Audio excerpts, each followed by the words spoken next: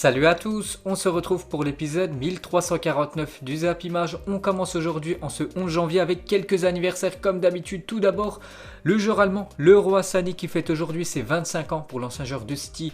Maintenant du côté du Bayern Munich, un bon anniversaire à lui. Il y a aussi l'attaquant anglais Jamie Vardy qui fête aujourd'hui ses 34 ans. Celui qui marque tout le temps dans les grands rendez-vous avec son équipe de Leicester. On peut voir quand même son palmarès. Donc lui il a percé très tard dans le football. Hein. On l'a tous découvert quand il avait 28 ans. Donc aujourd'hui 34 ans pour Jamie Vardy. Il a quand même remporté bien évidemment la première ligue, une fois la deuxième division anglaise et une fois la 5e division anglaise. Donc meilleur buteur de première ligue en 2020 et meilleur joueur de première ligue en 2016. Un bon anniversaire à lui. Et pour finir, c'est le défenseur droit espagnol Dani Carvajal qui fête aujourd'hui ses 29 ans. Donc il a gagné 4 fois la Ligue des Champions, 4 fois la Coupe du Monde des clubs, 3 fois la Super Coupe d'Europe, 2 Ligas et 1 Euro Espoir avec l'Espagne. Ensuite, on prend la direction de l'Angleterre car hier, il y avait pas mal de matchs de FA Cup, donc la Coupe d'Angleterre. Donc on commence avec l'équipe de Tottenham qui s'est imposée facilement du côté d'une équipe qui s'appelle Marine, voilà, en Angleterre. Donc 5-0 pour les Spurs. Et juste à noter sur cette rencontre qu'à 16 ans et 163 jours, Alfie Devine est devenu aujourd'hui le plus jeune buteur de l'histoire de Tottenham. Félicitations à lui. On peut voir aussi que Manchester City s'est imposé facilement contre Birmingham 3-0 grâce à un doublé de Bernardo Silva et un but de Phil Foden. Donc qualification pour eux aussi en 16e de finale. Chelsea aussi s'impose facilement 4-0 face à Morecambe en FA Cup. Donc Werner, Mount, Hudson-Odoi et Havertz ont été buteurs. Donc on revient sur Timo Werner qui restait sur pas mal de matchs sans but. Donc enfin il a cassé cette mauvaise série vu qu'il a inscrit un but ce week-end. Donc Timo Werner met fin à 12 matchs consécutifs sans inscrire le moindre but. L'Allemand vient de marquer pour la première fois avec Chelsea depuis le 7 novembre dernier. Ça faisait quasiment 2 mois qu'il n'avait pas marqué, Timo Werner. Ensuite on va parler d'une énorme surprise. C'est l'équipe de Marcelo Bielsa, Leeds United, qui s'est fait corriger en FA Cup parce que se sont inclinés 3-0 contre une équipe de 4e division anglaise. Grosse correction pour l'équipe de Marcelo Bielsa. Donc du coup éliminé de la FA Cup. Et sinon on peut voir les autres résultats de la journée d'hier dans cette Coupe d'Angleterre. Ensuite, direction l'Italie, on commence tout d'abord avec la Juventus qui jouait en championnat hier soir contre l'équipe de Sassuolo. Donc la Juventus voulait confirmer leur victoire obtenue il y a quelques jours du côté de San Siro contre cette équipe de l'AC Milan. Ils l'ont fait avec le même score, identique 3-1 pour la Juventus. Mais la Juventus s'est fait peur parce que quand même l'équipe de Sassuolo a joué toute la deuxième mi-temps avec un joueur en moins vu qu'ils ont pris un carton rouge. Et donc Danilo a marqué, Defrel, le joueur français, a égalisé et Ramsey à la 80e minute donc a permis à la Juventus de prendre l'avantage et Cristiano Ronaldo à la 92e minute a permis bien sûr à la Juventus d'inscrire le 3e but. Donc la Juve revient à 7 points de l'AC Milan. Donc on revient sur CR7, buteur une fois de plus hier. Donc il est désormais co-détenteur avec Joseph Bican du record du plus grand nombre de buts inscrits dans l'histoire du football avec 759 buts. Cristiano Ronaldo, félicitations à lui. On peut voir le classement, donc Joseph Bican, le joueur autrichien 759, Ronaldo actuellement 759 et Pelé 757. Donc le prochain but inscrit par Cristiano Ronaldo, il deviendra le seul joueur de l'histoire du football à avoir inscrit le plus de buts tout au long de sa carrière. Donc ça va arriver bien sûr très prochainement. Toujours avec lui, donc ses stats cette saison, c'est 13 matchs de Serie A, 15 buts quand même pour Cristiano Ronaldo. N'oubliez pas qu'il a 35 ans, il va fêter ses 36 ans dans moins d'un mois. Toujours avec lui, regardez encore la détente phénoménale de Cristiano Ronaldo pour prendre un ballon aérien. Regardez déjà le gardien avec son poing. Donc Ronaldo avec sa tête, il est au même niveau, c'est quand même incroyable. Et juste pour finir sur cette rencontre, juste le seul point noir pour l'équipe de la Juventus, c'est Paulo Dybala qui est sorti sur blessure hier soir lors de la victoire de la Juventus. Donc le joueur argentin pourrait manquer le choc face à l'Inter dimanche prochain. Énorme choc, bien sûr, l'Inter contre l'équipe de la Juventus. Et peut-être Dybala sera forfait. Ensuite, on va parler de l'Inter Milan qui se déplaçait hier à 12h30 du côté de l'AS Roma et score final de partout entre ces deux équipes. Donc grâce à ce résultat, l'AC Milan prend 3 points d'avance sur ses concurrents. Donc on peut voir les buteurs de la rencontre. Donc on va revenir sur l'ancien joueur du Borussia Dortmund, Achraf Hakimi, une fois de plus buteur. Et en championnat cette saison, c'est plutôt pas mal quand même. Donc il joue côté droit, c'est 17 matchs, 6 buts et 4 passes décisives. L'international marocain est en pleine forme, des très belles stats pour lui avec sa nouvelle équipe. S'est très bien adapté au championnat italien. Et avant Achraf Hakimi, le dernier défenseur de l'Inter à avoir marqué au moins 6 buts lors d'une même saison était Maicon, un défenseur brésilien en 2009-2010, l'année du triplé pour cette équipe de l'Inter. l'Inter.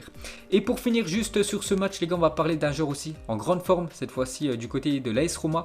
Les stats de Mkhitaryan en Serie A cette saison, c'est quand même 17 matchs, 8 buts, 8 passes D. Donc il est le meilleur buteur du club, le meilleur passeur du club. Donc ce week-end il a fait une passe D pour le premier but de l'équipe de l'AS Roma. Et pour finir avec le championnat italien, on va parler de la belle victoire de Naples qui l'a emporté 2-1 du côté de Udinese, et le milieu français Bakayoko, auteur du but de la victoire de Naples à la 92e minute. Ça va lui faire du bien à l'ancien joueur de Monaco, ancien joueur de Chelsea. Sinon on peut voir tous les autres résultats de cette journée en Italie. Donc il y avait aussi des matchs samedi comme la belle victoire de l'AC Milan 2-0 contre le Torino. Et pour finir avec cette Serie A, du coup un petit coup d'œil au classement, toujours l'AC Milan en tête devant l'Inter et l'AS Roma 3e. Ensuite, cette fois-ci, direction l'Espagne. On commence avec Valladolid qui recevait l'équipe de Valence, et c'est Valence qui a fait la belle opération en s'imposant 1-0 grâce à Carlos Soler. Valence se donne de l'air et remonte à la 13e place parce qu'ils étaient très loin au classement. Ils étaient 16e avant cette rencontre, donc victoire, et remonte à la 13e position cette équipe de Valence. Toujours avec le football espagnol officiel, Julen Lopetegui a prolongé son contrat avec le FC Séville jusqu'au 30 juin 2024. Félicitations à l'ancien coach du Real Madrid.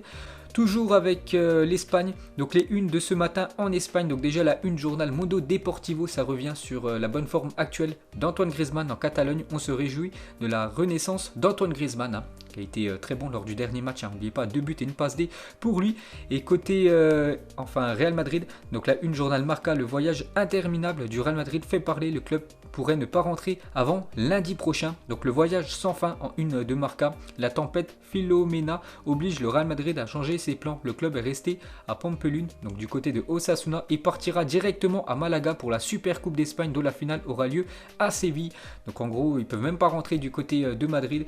Donc ils sont toujours bloqués du côté de Osasuna. Au lieu d'aller directement à Madrid, ils vont partir directement du côté de Malaga pour jouer la Super Coupe d'Espagne. N'oubliez pas que c'est mercredi et jeudi. Donc le Barça joue contre la Real Sociedad, ça sera mercredi soir, et le Real Madrid jouera jeudi soir.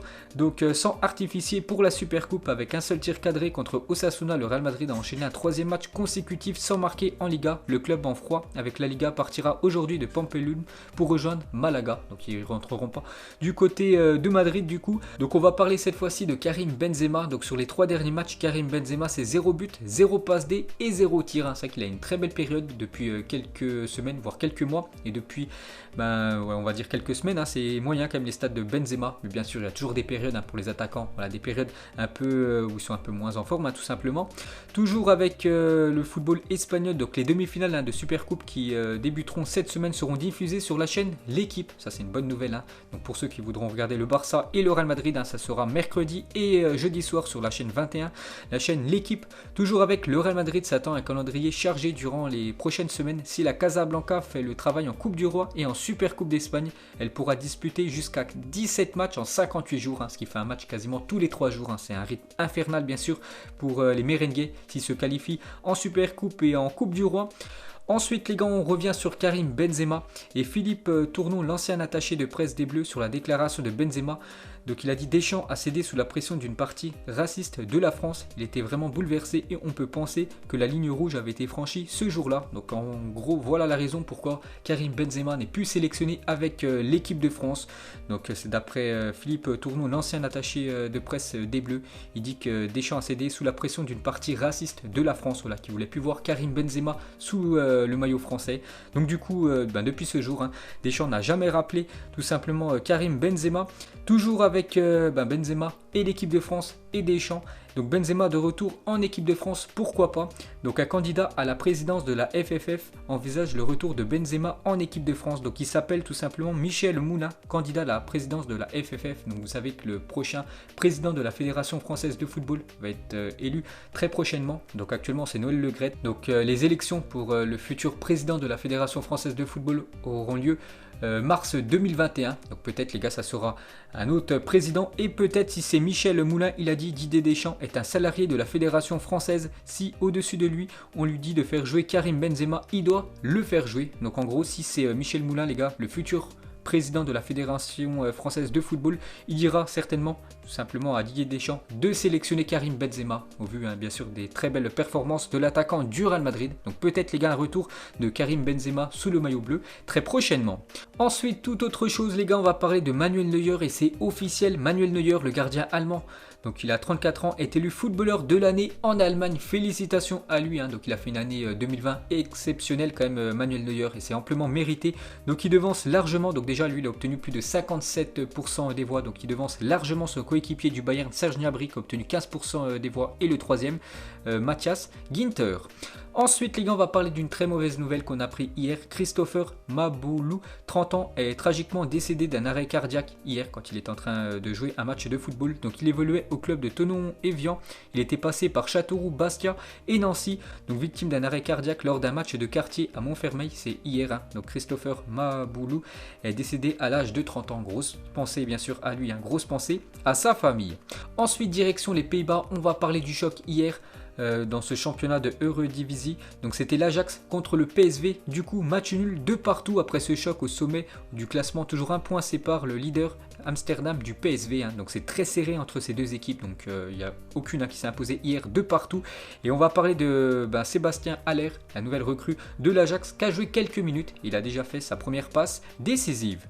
Ensuite, il y a 5 ans, jour pour jour, Lionel Messi remportait son 5e ballon d'or. Donc actuellement, il en a 6, bien sûr. Léo Messi, donc en 2015, il avait presque tout gagné lors de cette magnifique année pour lui. Donc la Ligue des Champions, donc il s'était imposé avec le FC Barcelone, 3-1 contre la Juventus. La Liga, la Coupe du Monde des clubs, la Coupe du Roi, la Super Coupe d'Europe, finaliste de la Copa América.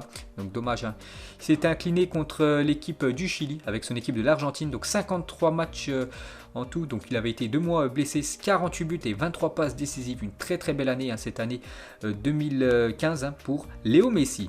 Ensuite, une magnifique photo du Santiago Bernabéu. C'est que ces derniers jours, les gars, je vous le montre souvent, ce stade du Real Madrid, toujours en rénovation. Mais regardez avec la neige, magnifique image du stade du Real Madrid. Ensuite, les gars, on va parler de Neymar. Donc, après-demain, trophée des champions. L'équipe du Paris Saint-Germain contre l'équipe de Marseille. Donc, classico français. Donc, le match aura lieu du côté du stade de Lens. Donc, la présence de Neymar face à l'Olympique de Marseille est vue comme du 50-50 au sein du club. N'oubliez pas qu'actuellement, Neymar est blessé. Donc, il a loupé le dernier match contre Brest. Bien sûr, forfait Neymar. Donc on ne sait toujours pas s'il sera là ou non. Voilà, mercredi lors de ce trophée des champions. Donc si le Brésilien reprend l'entraînement collectif dès aujourd'hui, alors sa présence ne sera pas impossible d'après le Parisien. Donc on en saura un petit peu plus dans les prochaines heures si Neymar sera là ou non. Toujours avec le Paris Saint-Germain et le football français. Donc selon l'Observatoire du football, le Paris Saint-Germain est le club qui dribble le plus parmi les 5 grands championnats européens, avec un dribble tenté toutes les 3 minutes 58 en moyenne. Lyon est quand même deuxième avec un dribble tenté toutes les 4 minutes 27. Barcelone est 4e, Saint-Etienne est 5e et devance Manchester City 6e, Nice est 10e. Donc voilà, quand même les équipes françaises très bien classées. Ensuite, toujours avec le PSG, on va parler d'Angel Di Maria avec le PSG. Lui sera certainement titulaire mercredi contre l'équipe de Marseille. Donc ses stats les gars, on va faire son bilan du côté du PSG. En tout, c'est 240 matchs, 86 buts et 101 passes décisives pour l'attaquant argentin. Ensuite, une déclaration de Boulaye Dia, donc l'attaquant de Reims, vraiment un très bon attaquant. Bon, je pense il va pas rester longtemps les gars du côté de Reims, actuellement meilleur buteur avec Kylian Mbappé avec 12 buts inscrits cette saison en Ligue 1. Donc il a dit je pourrais partir maintenant, tout comme je pourrais rester. C'est que le début du mercato, le mois est très long, mais je ne pense pas à ça pour l'instant. On connaît ma situation, j'ai un bon de sortie, on verra. Parce que Reims sait qu'en vendant bien sûr Boulaye Dia, il pourrait récupérer au moins peut-être 15 millions d'euros, donc ce serait parfait bien sûr. Ce serait surtout le jackpot pour cette équipe de Reims, donc affaire à suivre les gars. Donc lui il a un bon de sortie, il pourrait bien sûr quitter cette équipe de Reims pendant ce mois de janvier. Ensuite on va parler de l'Inter Milan, voudrait recruter Jess Lingard cet hiver, lui qui joue très peu du côté de Manchester United. Donc Antonio Conte aurait été convaincu par Lukaku et Ashley Young, 2 anciens joueurs de Manchester United pour recruter simplement le milieu offensif anglais. Ensuite on va parler d'un joueur qui va certainement lui aussi quitter la Ligue 1 dans les prochaines heures, peut-être prochains jours. C'est Moussa Dembélé, l'attaquant lyonnais. Donc accord total entre Lyon et l'Atlético Madrid pour le prêt avec option d'achat de Moussa Dembélé. Donc Moussa Dembélé a trouvé un accord avec l'Atlético Madrid pour un prêt de 6 mois avec option d'achat de 35 millions d'euros. Si bien sûr il est convaincant avec l'Atlético Madrid. Donc au bout de 6 mois, l'Atlético pourrait lever l'option d'achat de 35 millions d'euros. Pourrait devenir définitivement un joueur de Madrid. Les deux clubs négocient actuellement certaines clauses. Donc voilà les gars, ça pourrait se faire très prochainement. Dembélé du côté de Madrid. Ensuite, une photo de Mohamed Salah, donc le dieu égyptien très bien affûté, Mohamed Salah.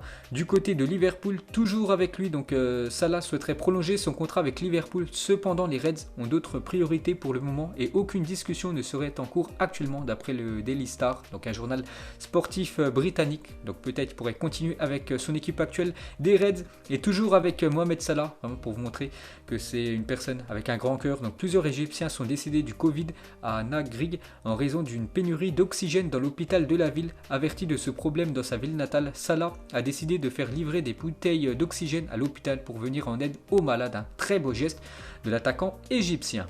Ensuite, on va parler des Girondins de Bordeaux ont mis en place un plan de sauvetage de l'emploi. Le club devrait licencier 26 personnes dans les prochaines semaines à cause bien sûr de la crise du Covid. Donc ils ont des gros problèmes financiers cette équipe de Bordeaux. Donc il pourrait avoir 26 personnes qui se feraient licencier. Donc ça c'est quand même une très mauvaise nouvelle. Ensuite les gars, on va parler de Fernandinho serait tout proche de partir de Manchester City à la fin de la saison pour le milieu ou défenseur brésilien. Donc Branchini, l'agent du joueur, le confirme à Globe Esporte, donc un journal sportif brésilien.